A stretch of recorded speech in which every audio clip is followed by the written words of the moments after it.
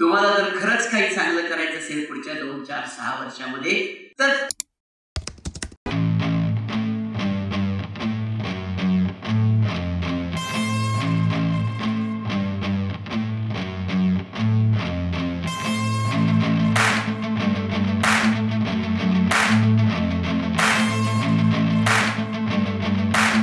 शिक्षक दोघांसाठी अत्यंत चिंतेचा आणि त्रासदायक झालेला विषय तो म्हणजे तुमच्या हातात असलेला इडियट बॉक्स.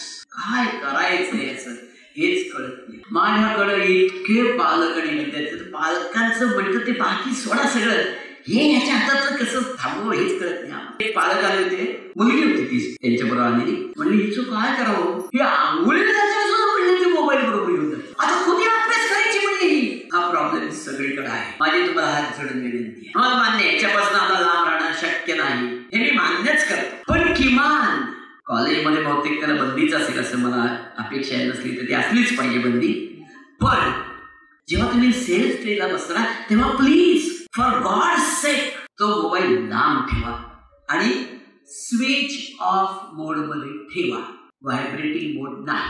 तुमचा फोन नेमका तेवढे 2 तास स्विच ऑफ मोड मध्ये असतानाच नेमका मोदींचा फोन येऊन गेला आणि तुमची जागतिक दर्जाची अपॉर्च्युनिटी गेली असं काही होणार नाही.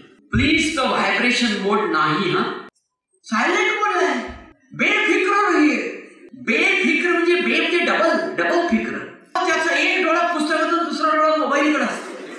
हे थांबायला लागेल. हात जोडून विनंती दादांनो ताईंनो प्लीज तुम्हाला जर खरंच काही चांगलं करायचं असेल पुढच्या 2, 4, 6 वर्षामध्ये तर थोड्या काळाकरता का होईना पण याचा विरह तुम्हाला सहन करावा लागेल. तो करण्याची जेवढी चांगली प्रॅक्टिस कराल तेवढा तुम्हाला जास्त चांगला फायदा होईल. आणि मग कष्ट चांगले केलेत आणि थोडेसे या मोहापासून लांब राहिला तर माझी खात्री आहे तुमच्यापैकी प्रत्येकाला अप्रतिम यश मिळणारच.